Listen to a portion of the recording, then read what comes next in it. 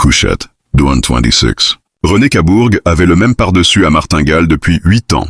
La plus grande partie de l'année, il portait des gants de laine tricotés, des tricots à manches longues, une grosse écharpe qui l'engonçait. Il était frileux, vite grippé, et dès les premiers jours de froid, son humeur, qui était naturellement maussade, confinait à la neurasthénie. Il quittait chaque soir la succursale, Paris Sud des établissements. Progine, le progrès dans votre cuisine.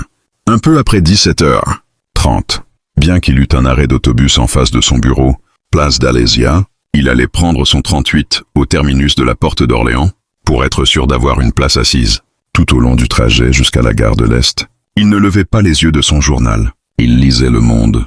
Ce soir-là, qui n'était pas un soir comme les autres, puisqu'il était rentré le matin même du seul voyage qu'il eût fait en 10 ans, René Cabourg connut quelques entorses à ses habitudes.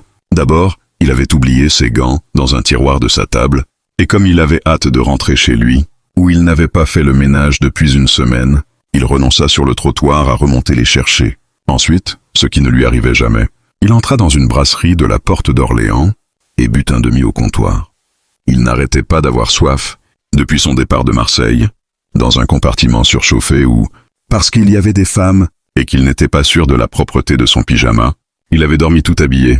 Enfin, en sortant de la brasserie, il fit 3 étalages de journaux. Du soir s'en trouvait Le Monde. La dernière n'était pas arrivée. Son autobus attendait. Il se rabattit sur France Soir. Dans le 38, installé à une place du milieu, loin des roues, près de la vitre, il tourna la première page sans la regarder. Les pages intérieures, plus sages, lui gâchaient moins son plaisir. Il n'avait jamais aimé les cris, les rires, les plaisanteries salées. Les gros titres lui faisaient le même effet. Il se sentait fatigué, avec ce poids entre les yeux qui lui annonçait toujours la grippe. Il avait dormi pourtant dans le train, sur une couchette supérieure d'où il avait peur de tomber, le nez dans sa veste pliée, parce qu'il se méfiait des oreillers. De la SNCF où il avait dormi, mais d'un sommeil où il n'avait cessé d'entendre le roulement du wagon sur les traverses, ni de souffrir de la chaleur insupportable. Un sommeil qui avait laissé filtrer tous les appels de haut-parleurs dans les gares et que rongeaient des peurs idiotes. L'accident, la fuite de chauffage, le vol de son portefeuille sous sa tête, Dieu savait quoi. Il était sorti de la gare de Lyon sans écharpe, le pardessus défait. À Marseille, durant cette longue semaine, c'était presque l'été. Il avait encore dans les yeux l'éblouissement de la Canebière. À 3 heures de l'après-midi, un jour qu'il la descendait vers le vieux port, face au soleil, et aussi ce balancement des robes claires sur le bouillonnement des jupons, qui lui faisait toujours un peu mal. Maintenant, il avait la grippe, c'était bien fait. Il ne savait pas pourquoi, d'ailleurs, c'était bien fait. À cause des filles, peut-être, de sa timidité, de ses 38 ans solitaires, à cause de ce regard d'envie, dont il avait honte, mais qu'il ne devait pas réprimer toujours, quand il croisait un couple jeune, heureux et doré. À cause de cette sottise, du mal que ça lui faisait, il pensait à Marseille, qui avait été un supplice pire que tous les printemps de Paris, et à un soir de Marseille qui remontait à 48 heures. Bêtement, cela lui fit lever les yeux. Déjà, quand il était enfant, il avait ce réflexe de s'assurer que personne n'avait surpris ses pensées. 38 ans. 2 sièges en avant de lui, dans l'autobus, une jeune femme lisait Le Monde. Il tourna les yeux, se rendit compte qu'on était au Châtelet, qu'il n'avait pas vraiment lu une ligne de son journal. Il se coucherait tôt. Ce soir encore, il dînerait au restaurant, chez Charles, au-dessous de chez lui. Il remettrait le ménage au lendemain. Il avait toute la matinée du dimanche pour ça. Dans le journal, qu'il ne lisait toujours pas, où il promenait machinalement les yeux de paragraphe en paragraphe, il vit son nom, qu'il arrêta une seconde à peine. Le véritable arrêt se fit 2 lignes plus bas, quand son regard passa sur une phrase où il était question de nuit, de couchettes et de trains. Il lut la phrase, qui ne lui dit rien, sinon qu'il s'était passé quelque chose la nuit précédente, dans un compartiment du Phocéen. Il remonta 2 lignes plus, haut pour comprendre que quelqu'un nommé Cabourg avait occupé une couchette de ce compartiment. Il dut écarter les bras pour déplier le journal, retrouver la première page où débutait l'article. Son voisin se plaignit et bougea. Ce fut la photo avant le titre qui lui donna le coup au cœur. La femme, malgré le grain du journal, avait cette réalité un peu écœurante des gens qu'on vient de quitter pour toujours, Dieu merci, et qu'on retrouve au premier coin de rue. À travers le noir et le gris de l'encre, il vit la couleur des yeux, l'épaisseur de la chevelure, l'éclat d'un sourire qui, la veille, au début du voyage, avait décidé de tout, de son espoir imbécile, de l'ignominie de minuit et quart. Une bouffée de parfum lui revint, qu'il avait vaguement détesté, Quand la femme avait élevé la voix, tout près de lui, en se retournant d'un mouvement sec des épaules, sec comme celui d'un boxeur qui a vu l'ouverture, un petit battant à l'œil méchant du central, le samedi soir, dans les combats du début de programme, il y avait comme une boule qui remontait dans sa gorge, qui portait en elle les pulsations de son cœur, au point que, de 3 doigts, le pouce, l'index et le majeur de la main gauche, il se toucha le cou. Comme il tournait le regard vers la vitre, instinctivement pour se voir, il se rendit compte qu'on descendait le boulevard de Strasbourg, qu'on allait arriver. Il lut le titre au-dessus de la photo, quelques lignes du début de l'article, et replia le journal. Il restait une dizaine de personnes dans l'autobus. Il descendit le dernier, les feuilles mal pliées dans la main droite. En traversant la place, devant la gare de l'Est, il retrouvait des odeurs de voyage, des bruits familiers puisqu'il passait là chaque soir, mais qu'il n'avait jamais vraiment remarqué. Un train sifflait derrière les bâtiments illuminés. Des machines se mettaient en marche. On avait retrouvé la femme étranglée sur une couchette, à l'arrivée en gare. Elle avait un nom, Georgette Thomas. Pour lui, elle n'était la veille qu'un jet doré sur un sac à main, une voix grave, un peu voilée. Quelqu'un qui lui avait offert gentiment une cigarette, une Winston, lorsqu'ils avaient échangé quelques mots dans le couloir. Il ne fumait pas. De l'autre côté de la place, sur le trottoir, il n'y tint plus, déplia le journal debout. Il était loin d'un réverbère, il ne put pas lire. Journal déplié, il poussa la porte vitrée d'une brasserie, faillit reculer sous une grande bouffée de chaleur et de bruit, puis, clignant des yeux, entra. Il traversa la salle qui était pleine, et trouva une place sur une banquette. Près d'un couple qui parlait bas, il s'assit sans ôter son pardessus, le journal étalé en travers d'une petite table brillante et rouge, où il dut repousser 2 grands verres vides sur des ronds de carton mouillés. Le couple le regarda. Ils devaient avoir 40 ans l'un et l'autre, lui peut-être davantage, et ils avaient cette mine chiffonnée, un peu triste, de 2 êtres dont la vie est faite, chacun de son côté, et qui se retrouvent pour 1 heure à la sortie du bureau.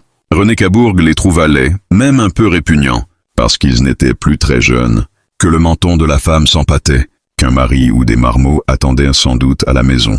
Parce que tout, le garçon vint, débarrassa la petite table, René Cabourg dut soulever son journal. Un coup de chiffon mouillé, dont les traces disparurent sous ses yeux. Il commanda une bière, comme à la porte d'Orléans, comme le matin quand il était passé chez lui, pour déposer sa valise, et qu'il était entré au bistrot qui faisait l'angle de sa rue. Il avait soif, mais il ne vit pas arriver le verre. Plongé dans son journal, il dut avoir une vague conscience qu'il était là, car sans lever les yeux, il tendit la main et le prit. Quand il but, en lisant, 2 gouttes de bière firent tache sur l'article. Elle était représentante en produits de beauté. Ça, elle le lui avait dit. Et aussi qu'elle était restée 4 jours à Marseille. Il se rappelait le collier, pour en avoir vu le fermoir tout près sur sa nuque, quand il s'était penché vers elle, avant de faire ça. On l'avait trouvé étendu sur le dos, les yeux ouverts, les vêtements en désordre. C'est une image qu'il garda devant les yeux jusqu'au bout de l'article. Il y avait un luxe de détails. La jupe relevée, les escarpins noirs à hauts talons, les marques du collier brisé sur le cou. Elle habitait un petit appartement de 2 pièces, près de la place Pigalle. On avait interrogé la concierge. La concierge, disait l'article, se tamponnait les yeux avec son mouchoir. Elle estimait beaucoup sa locataire, toujours le sourire, et pourtant, Georgette Thomas n'avait pas été très heureuse dans la vie. Un divorce à 25 ans. Quelqu'un qui travaillait honnêtement. Dieu sait si on en voit dans le quartier. C'est vite fait de se laisser aller. Bien sûr, elle recevait des hommes, mais la concierge disait que ça, c'était sa vie privée. Elle était libre après tout, la pauvre petite. René Cabourg imaginait une lampe à abat-jour, dans une chambre aux rideaux fermés. Juste cette tache de lumière dans une grande nappe d'ombre. Les murmures. L'homme, qui devait être grand et beau, avec ce sourire un peu fat de l'habitué des bonnes fortunes. Et elle, entre la lumière et l'ombre, le glissement de la jupe, l'éclat de la peau nue, la courbe d'une hanche ou d'une épaule, sa vie privée. Il finit son demi, et à nouveau, des gouttes de bière tombèrent sur le journal. Les escarpins noirs, la femme au sourire tranquille qui lui avait offert une cigarette dans le couloir, et puis ce regard méchant d'un petit battant du central. Tous ces hommes qu'il avait déshabillés, qu'il avait tenus bouleversés sur un lit bouleversé, leurs dures mains sur ses hanches ou ses épaules. Et lui, cette sottise un soir à Marseille, ce désir insupportable qu'il avait eu d'elle lorsqu'il l'avait aidé à descendre sa valise, cette journée irréelle au sortir de la gare de Lyon, et ce journal. Il se dit qu'il était heureux qu'elle fût morte, qu'on l'eût trouvée morte. L'enquête devait être à peine commencée à l'heure où le journal était sorti. On avait la liste des autres voyageurs du compartiment.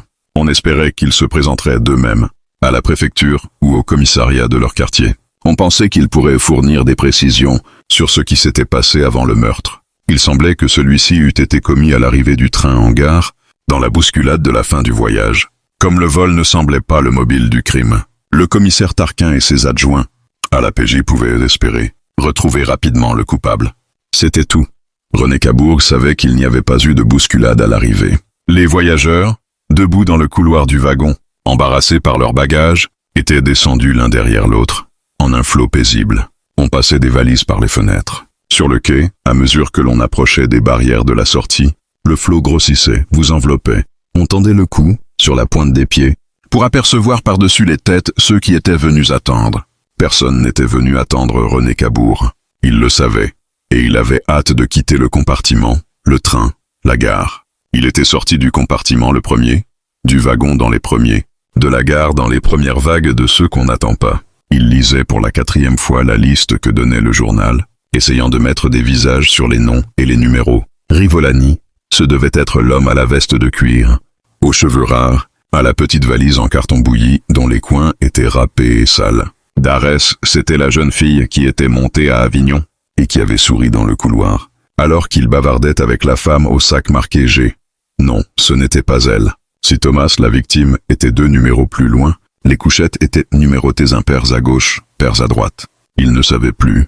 Il vérifia le numéro de sa propre couchette. C'était ça. À gauche en bas, l'homme à la veste de cuir, Rivolani. À droite en bas, Darès, une femme blonde, 40 ans, trop fardée, avec un manteau de léopard, ou ce qui lui semblait du léopard. À gauche, sur la couchette du milieu, la jeune fille montée à Avignon. Elle était blonde aussi, 20 ans ou à peine davantage, et elle portait un manteau bleu clair sur une petite robe légère, avec un nœud de ruban sur le devant. À droite, sur la couchette du milieu, c'était Georgette Thomas. Et René Cabourg revit à nouveau ses genoux, sa jupe relevée une seconde, lorsqu'elle avait voulu prendre sa valise. À gauche, sur la couchette du haut, Garaudy. René Cabourg n'avait aucun souvenir. Il n'avait pas remarqué. Ou plutôt si. La couchette était encore inoccupée lorsqu'il s'était étendu sur la sienne, en haut à droite, vers minuit et demi. Plus tard, il y avait eu une voix. Il leva les yeux sur le garçon debout devant sa table. Le garçon finissait son service. Il ramassait les additions. René Cabourg, en sortant de la monnaie de sa poche, y trouva un jeton de téléphone. Il se rappela un soir de pluie, une cabine étroite qui sentait la sueur mouillée, dans un bistrot du boulevard de Strasbourg, pas loin de là où il avait essayé, 2 semaines auparavant, d'atteindre un camarade de bureau qui lui avait dit aimer la boxe. Le téléphone ne répondait pas. Le garçon qui ramassait son argent dit quelque chose à propos des samedis soirs, de l'hiver, balança la tête et s'éloigna, son chiffon sur l'avant-bras, du pas de quelqu'un qui a marché tout le jour. René Cabourg regarda la photo de la femme, en première page, très vite, puis plia soigneusement le journal et le posa près de lui, sur la banquette. Son verre était vide. Il plaça tout près, sur le rond de carton, son jeton de téléphone. Il était 7 heures, ou presque, à la pendule électrique au-dessus du comptoir. Le couple, à la table à côté, était parti. René Cabourg laissa aller sa tête sur le dossier de la banquette, baissant les paupières sous l'éclat des tubes de néon. C'est un peu ce mouvement qui le décida. Il était fatigué. Il sentait qu'il passerait son dimanche à traîner sa grippe entre un lit défait, un réchaud à gaz dont il devait faire réparer le tuyau depuis 107 ans, une tasse qu'il ne laverait pas et qui serait poisseuse après quelques grogues. Il n'avait plus envie de rentrer chez lui tout de suite. C'était ça, ça devait être ça. Il avait envie de parler à quelqu'un qui l'écouterait, qui, pendant quelques minutes, le trouverait assez important pour l'écouter. Il prit le jeton dans sa main droite, se leva et, debout, chercha des yeux dans la salle, qui redevenait tout à coup bruyante, où se trouvait le téléphone. Il descendit des marches, dans la cabine, qui était large pour plusieurs personnes et où les cloisons étaient recouvertes de graffitis. Il se rendit compte qu'il ne savait pas qui appeler. Le journal disait « PJ » ou le commissariat de quartier. Il chercha la PJ sur un bottin à la couverture arrachée. Il trouva la préfecture. Il pensait aux genoux de la morte, à l'image que donnait le journal. Les escarpins noirs, la marque du collier sur le cou. Il essayait de ne réfléchir qu'à ce qu'il faisait. Est-ce qu'il serait le premier à appeler parmi les voyageurs du compartiment? Sa voix dérailla quand il dit « Allô ». Il dut l'éclaircir en toussant. Il dit qu'il était un voyageur du Phocéen, un voyageur du compartiment dont on parlait dans France ce soir, qu'il était Cabourg.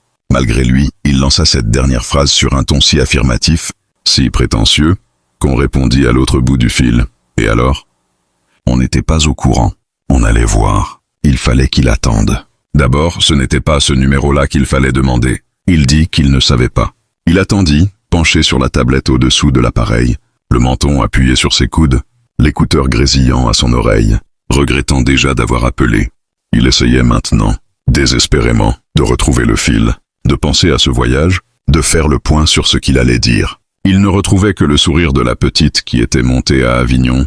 Comment s'appelait-elle? Il ne savait plus. Il avait pris le train une demi-heure à l'avance. Il y avait qui dans le compartiment? Personne. Si, un garçon d'une quinzaine d'années.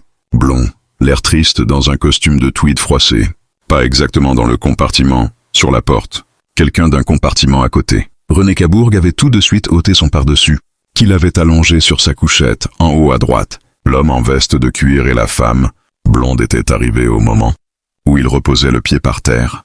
Il avait même eu peur qu'on lui fît une réflexion parce qu'il était monté, en chaussures, sur la couchette du dessous. Georgette Thomas était arrivée beaucoup plus tard, juste une minute ou deux avant le départ du train. Il était dans le couloir. Il avait eu du mal à lui faire de la place pour entrer dans le compartiment, parce que le couloir était encombré de voyageurs qui faisaient leurs adieux aux fenêtres. Il avait senti son parfum. Il avait pensé que c'était embêtant qu'il y eût des femmes, qu'il ne pourrait pas se déshabiller. Et puis quelque chose d'autre, quelque chose de bête, dont il s'était dit que c'était bête, qu'il avait oublié. « Je ne vous oublie pas », dit une voix à l'autre bout du fil. « Une seconde, on vous passe la ligne. Ne coupez pas. » Peut-être les autres n'avaient-ils pas encore lu le journal, pas encore appelé? Il avait l'impression de retrouver une ambiance, quelque chose qu'il avait aimé, le compartiment, les couchettes où chacun s'arrangeait comme il pouvait, le voyage ensemble. Peut-être les réunirait-on tous, comme témoins, pour une confrontation. Ils attendraient assis à la file sur un banc, dans une pièce mal peinte. Ils seraient tous un peu angoissés. « J'écoute », dit une voix. René Cabourg répéta qu'il était un des voyageurs du Phocéen, qu'on donnait son nom dans François. Un grésillement bref, aigu, qui lui fit mal aux oreilles. Une autre voix encore. Le commissaire Tarquin n'était pas rentré. On lui passait l'inspecteur Graziano. René Cabourg se rappela un boxeur américain. Un poids moyen du temps de Cerdan. L'inspecteur portait le nom d'un boxeur. Juste au-dessus de la tablette où il s'appuyait des deux coudes, il vit un graffiti obscène, tout près de ses yeux. Un accouplement au stylo bille, suivi d'un rendez-vous donné au même endroit tous les après-midi, à 16 heures, par quelqu'un qui se disait JF, 22 ans, et qui faisait des fautes d'orthographe. Il tourna la tête et vit qu'il y avait partout autour de lui des rendez-vous du même genre. Inspecteur Graziano? C'était lui. Il était au courant. Il l'appelait Monsieur Cabourg, comme les clients qu'il avait tout le jour au bout du fil, à son bureau de la place d'Alésia. La voix était pleine, profonde, une voix de radio. René Cabourg imaginait les lourdes épaules, les manches retroussées sur des avant-bras épais, le visage durci par la fatigue de 7 heures du soir. L'inspecteur qui portait le nom d'un boxeur dit qu'il prenait de quoi écrire, puis de nouveau qu'il écoutait, mais aussitôt, c'était lui qui parlait. Nom, prénom, âge, adresse, profession. Cabourg, René Cabourg. J'ai 38 ans. Je suis inspecteur des ventes pour une marque d'appareils ménagers, Progine. Le Progrès. Oui, c'est ça, Progine. Non, je suis dans une brasserie, devant la gare de l'Est. J'habite rue Synorde, tout près d'ici. Dès que j'ai vu ça, dans France ce soir. Eh bien, c'est-à-dire? Pas exactement, rien de spécial. Mais j'ai pensé que je devais vous téléphoner. Il avait bien fait. Est-ce qu'il occupait bien la couchette? Voyons voir, la 226, c'était ça? Oui, celle du haut, à droite en entrant, c'est ça. Vous avez pris le train à Marseille? C'est ça, hier soir. Et vous n'avez rien remarqué de spécial durant le voyage? Il eut presque sur les lèvres de répondre qu'il n'avait pas souvent l'occasion de voyager, que tout lui paraissait spécial dans le train, mais il répondit finalement non, rien. À quel moment êtes-vous descendu du train? À l'arrivée.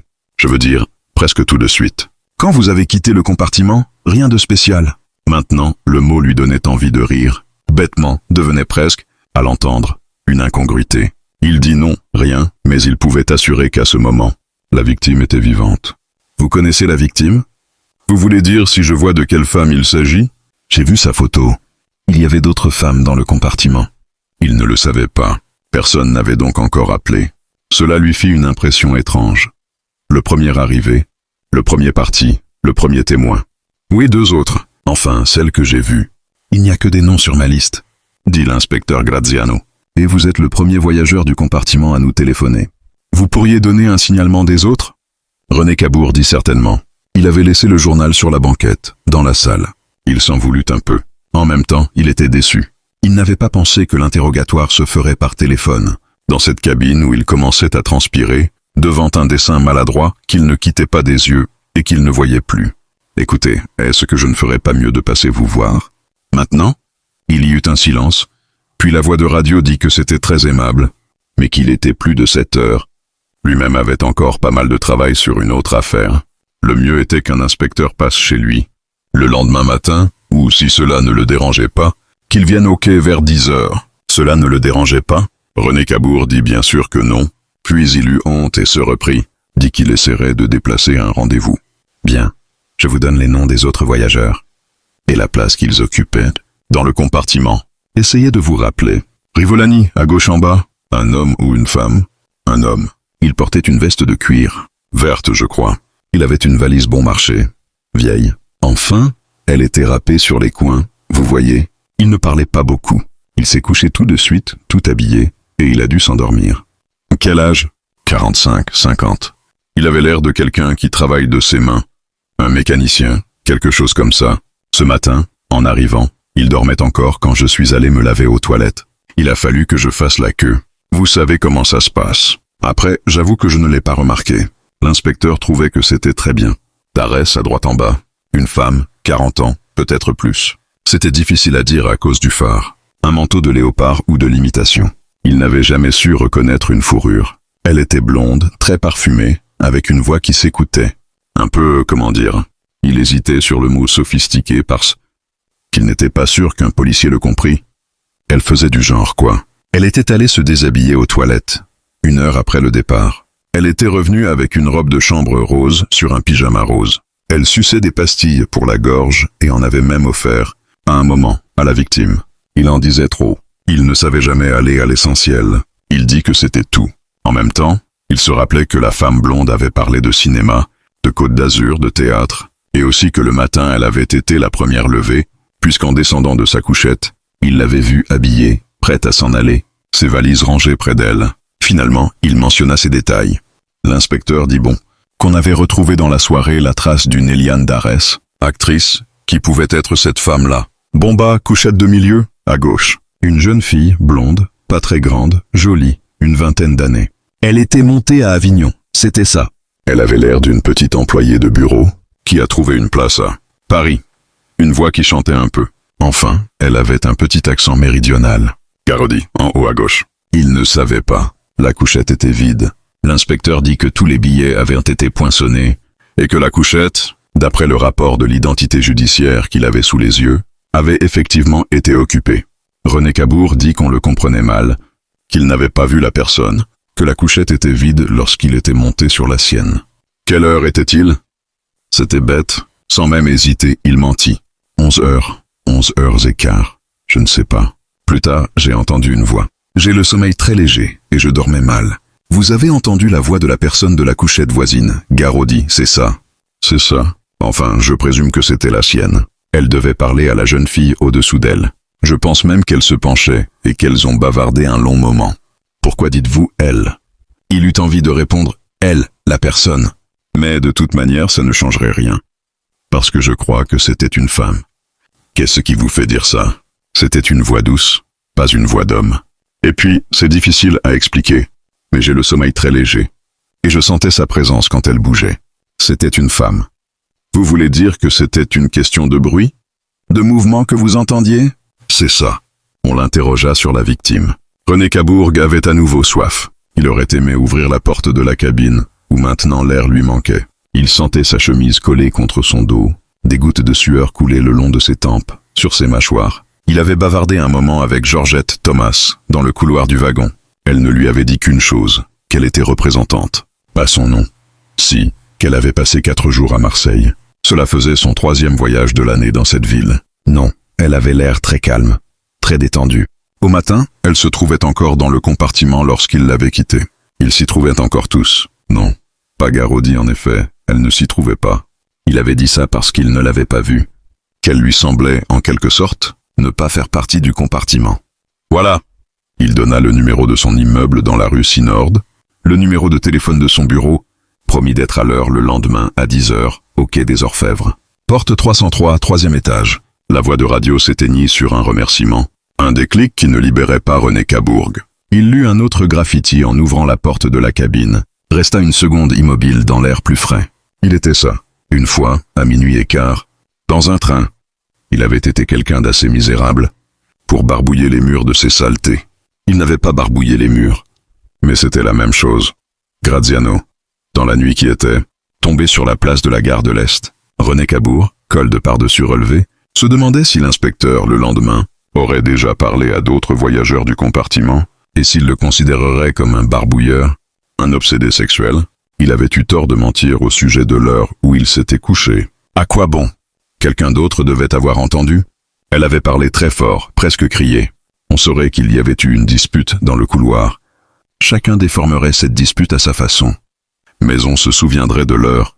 C'était après et non avant le contrôle des billets.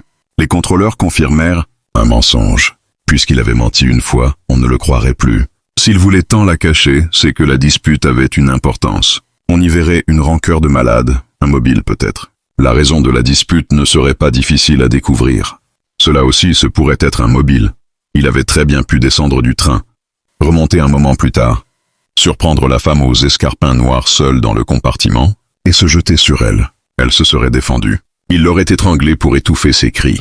Mais non, devant la glace au-dessus du lavabo, dans sa chambre au 5e, une chambre mansardée où tout traînait à l'abandon depuis une semaine. Les vêtements, les plantes grasses et la vaisselle. René Cabourg avalait un verre d'eau sur deux, caché d'antigrippe et se disait que rien ne se passerait ainsi le lendemain. D'abord, il pouvait très bien s'être trompé, de bonne foi, sur l'heure à laquelle il s'était couché. L'essentiel était de raconter lui-même l'incident, comme un détail sans importance, avant que quelqu'un d'autre ne le fît. Il voyait très bien les gestes qu'il devrait faire, l'attitude désinvolte qu'il devrait prendre. Il glisserait très vite sur l'incident, avec un petit sourire, en secouant la tête. L'air de penser, ces femmes quand même. Il dirait, ces gonzesses quand même. Il dirait, on était là tous les deux, seuls dans le couloir. Elle avait l'air engageante. Vous savez ce que c'est. On sent ça. Je l'ai un peu peloté. Vous savez ce que c'est. C'est vraiment dommage. Entre parenthèses, une fille si bien roulée qui se fait estourbir comme ça.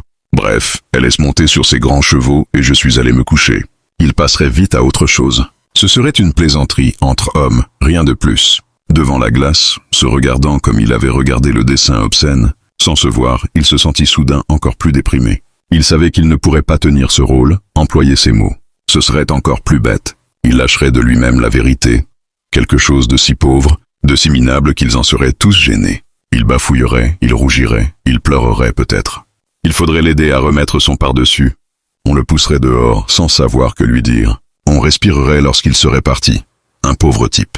René Cabourg, qui avait ôté son par-dessus, le remettait, le boutonnait. Il n'allait pas rester là. Il allait dîner, n'importe quoi. Il vit sa valise sur le lit défait depuis le samedi précédent, pensa qu'il ferait bien de passer un tricot de corps, de prendre une autre paire de gants. Et puis non, il sortit en éteignant la lampe du plafond, pas l'autre, celle du lavabo, qui continua d'éclairer un miroir vide. À la porte de chez Charles, il hésita. Il était presque 9 heures. Il vit à travers la vitre le patron qui faisait sa caisse. Il n'y avait plus qu'un client. Un jeune homme blond qui leva la tête et le regarda, la bouche ouverte pour avaler un morceau de steak. René Cabourg s'éloigna, les mains dans les poches de son par-dessus, le col relevé. En marchant, il pensait à nouveau à la femme en tailleur sombre, aux longues jambes gainées de nylon, à l'image que lui laissait d'elle François. Il regrettait d'avoir abandonné le journal sur la banquette de la brasserie. Il aurait voulu relire l'article, revoir la photo. Pourquoi bon Dieu avait-il téléphoné? Il devait y en avoir des douzaines de Cabourg dans cette ville sombre qui, jamais, oui, finalement jamais, n'avait été la sienne. On ne l'aurait pas retrouvé. Graziano lui fit penser à Boxeur, Boxeur à Centrale, Centrale à Samedi Soir. On était samedi soir. Il eut l'impression que c'était la seule chose agréable qui lui fût arrivée depuis longtemps. Le Central, il pensa d'abord prendre le métro, puis au diable. On était encore au début du mois, et il serait augmenté à Noël. Il descendit vers la gare de l'Est, presque en courant, à la recherche d'un taxi. À la gare de l'Est, il courait vraiment. Quelqu'un, qui sans doute avait un train à prendre, courait derrière lui. René Cabourg bouscula un couple qui passait, s'excusa, ouvrit une portière, en criant au chauffeur. « Au central !» La salle de boxe. Il était essoufflé. 9 heures. La réunion devait commencer. Il manquerait le premier combat. C'était un premier combat. Un amateur en 3 reprises, qui lui avait donné le goût de cet échappatoire du samedi soir. En 57, un soir de février. 2 poids coq, 53 kilos, petit, avec des faces de petites brutes. Il était venu au Central pour faire plaisir à un ancien camarade de classe qui passait 8 jours à Paris, qui repartait en Gironde où lui-même était né. Il y avait eu les coups, les regards sombres des 2 petits punchers quand ils reprenèrent leur souffle. Mais ce n'était pas ça, quand l'un des 2, monté sur le ring avec une simple serviette sur les épaules, était tombé, visage perdu, bras empêtrés dans les cordes, encaissant, jusqu'à ce que l'arbitre prit son adversaire à bras le corps pour l'enlever de devant. Il y avait eu la clameur, le bruit des fauteuils qui claquaient, la foule qui se levait comme une grande vague. C'est alors que ça s'était produit, à ce moment-là. René Cabourg s'était levé avec les autres, il hurlait avec les autres, essayant de surprendre les sursauts du boxeur abattu, les piaffements du boxeur triomphant, et après, bien après, il avait senti ses mains qui lui faisaient mal d'applaudir, et il était redevenu lui-même. Rien, un homme dans une foule. Il était revenu seul au Central, et cela s'était produit à nouveau. Plus tard, il y avait eu les habitués qu'on reconnaît, les pronostics qu'on échange, l'entracte où l'on offre un verre au bistrot à côté, le plaisir d'être samedi soir et de penser qu'après une semaine vide, il y aura un autre samedi soir. En quittant son taxi devant le Central, René Cabourg croyait que, pour une fois, il serait le dernier. Mais non, un taxi s'arrêtait derrière le sien. Une femme en descendait, seule, qui lui rappela la femme du train, parce qu'elle était brune. Il s'effaça devant le guichet quand elle s'approcha pour prendre sa place. Elle était jeune mais déjà marquée, avec un petit manteau noir sur les épaules, un sac à main qu'elle tenait contre sa poitrine comme si elle avait peur de le perdre. Il vit ses mains qui étaient rouges, usées par les lessives. Peut-être la femme d'un boxeur au programme, qui attendrait au vestiaire à la fin du match, la tête pleine des espoirs fous de son petit homme, les gros cachets, l'appartement confortable, le titre, la chance pour de bon. Il vit 3 combats amateurs, sans pouvoir retrouver le plaisir qu'il était venu chercher. Il pensait au soir de Marseille. Dans le petit hôtel de l'avenue de la République, la chambre triste parce qu'il fallait faire attention aux notes de frais, le lit qui sentait la lavande, et le couple, 48 heures auparavant, dans la chambre voisine. Leur dispute et ce qui avait suivi leur dispute. Il venait de rentrer. Il avait encore sa serviette à la main, pleine de dossiers. Il était resté assis sur le lit, immobile, en par-dessus, n'osant pas respirer. Les longues plaintes de la femme, ces plaintes tout près de l'autre côté de la cloison, au point qu'il entendait certains mots, et puis tout à coup ces cris brefs qui ne devaient plus venir que des lèvres, mais qui étaient aigus comme ceux d'un petit animal. Il était resté assis longtemps, peut-être 2 heures, peut-être 3. Il les entendait rire. Il savait qu'il restait nu sur le lit au drap froissé, de l'autre côté de la cloison. Il savait sur elle des choses que son amant était seul à savoir. Qu'elle avait gardé son collier de perles, par exemple. Elle l'avait acheté à Paris. Qu'elle avait les cheveux longs dans le dos. Il riait, il se chamaillait, puis à nouveau c'était le silence. Un petit rire d'elle encore, et les gémissements recommençaient. Les petits cris d'animal, les balbutiements et les images qu'ils évoquaient. Il n'avait jamais vu cette femme. Il était sorti, il avait traîné dans des rues vides, il était revenu. Il ne les entendait plus. Ils étaient repartis. La foule se levait lentement autour de lui. C'était l'entracte. Il n'osait pas regarder les visages de ses voisins. Il descendit aux toilettes, passa de l'eau froide sur son front brillant. Il était stupide d'être sorti. Il avait la fièvre. Il allait être malade. Demain, il irait voir l'inspecteur. Bureau 303, 3e étage. Il dirait simplement ce qui s'était passé. Qu'il était seul, qu'il était laid. Qu'il avait toujours été ainsi. Qu'à Marseille, une femme qu'il ne connaissait pas, lui, avait dit à travers une cloison qu'il était un pauvre type. Simplement comme ça, parce qu'elle avait un plaisir fou à faire certaines choses dont il croyait, Dieu savait pourquoi, que les femmes ne les faisaient que par devoir ou pour de l'argent. Qu'ensuite, il avait marché des heures, et qu'il avait même pleuré sur un banc. Dieu savait où dans la nuit de Marseille, pleurer avec des sanglots comme autrefois, qu'il n'avait jamais rien compris à la vie, à la partie qui amusait tant les autres et dont ils avaient, eux, appris les règles, Dieu savait comment. Et que voilà, il était monté dans un train de nuit, que tout lui semblait nouveau, spécial, et qu'une femme brune lui avait montré ses genoux en voulant descendre sa valise, pour y prendre un tube de cachet d'aspirine, dont elle ne s'était d'ailleurs pas servie. Qu'il avait fini par se persuader, pauvre andouille, que l'aspirine n'était qu'un prétexte, que c'était une manière d'engager la conversation. Qu'elle était belle, plus belle qu'aucune femme qu'il avait approchée de si près, qu'elle était si près qu'il avait pu sentir son parfum, détailler le fermoir de son collier de perles, que ce collier lui en rappelait un autre qu'il n'avait pourtant jamais vu, et qu'à ce moment, alors qu'elle était penchée à la fenêtre du train, et qu'elle parlait en riant de Dieu savait quoi, car il n'entendait pas, il avait montré qu'il ne connaissait pas les règles, qu'il n'était qu'un pauvre type. René Cabourg n'entendit pas la porte des toilettes s'ouvrir derrière lui. Penché au-dessus d'un lavabo fendillé, sale, le robinet coulant, son front et ses cheveux mouillés, le par-dessus ouvert sur un veston où l'eau s'était répandue, il reçut le coup de revolver dans le cou, un peu au-dessous de la nuque. Il n'entendit pas la détonation, ne vit pas la flamme, ne s'aperçut même pas d'une présence dans le lavabo déserté. Il y avait près d'un quart d'heure que l'entracte était terminé. Il tomba d'abord en avant, vers la glace au-dessus du lavabo, ne comprenant pas pourquoi il allait vers son propre visage, sans douleur, continuant de penser à ce qu'il dirait le lendemain. Il pivota sur lui-même en s'affaissant sur le lavabo et sa cravate baigna dans l'eau qui coulait. Il pensait qu'il leur dirait à tous oui. Quand elle s'était penchée, il avait fait ça, il ne l'avait pas pelotée, il n'avait fait aucun des gestes qu'il aurait dû faire. Il avait été submergé par un espoir insensé, la tête dans l'eau du robinet, à genoux sur le carrelage des toilettes, et il avait posé la main sur son épaule. Oui, sur son épaule, parce qu'elle était la seule personne qui pût comprendre, et Dieu savait qu'elle avait compris, la tête dans le lavabo. Elle s'était retournée avec un petit mouvement sec des épaules, comme un boxeur qui a vu l'ouverture, peut-être pour se moquer de lui, mais en voyant son visage, elle avait dû voir que c'était plus grave. Lire dans ses yeux, il ne savait quoi d'insoutenable. Elle était devenue furieuse, elle avait crié. Il glissa lentement du lavabo, son visage sortant de l'eau, les yeux fermés, se disant oui, ma main sur son épaule comme ça, se demandant ce qu'il y avait eu sur son visage qu'elle n'avait pas pu supporter. Mais avant de trouver, il était étendu à plat ventre sur le carrelage, et il était mort.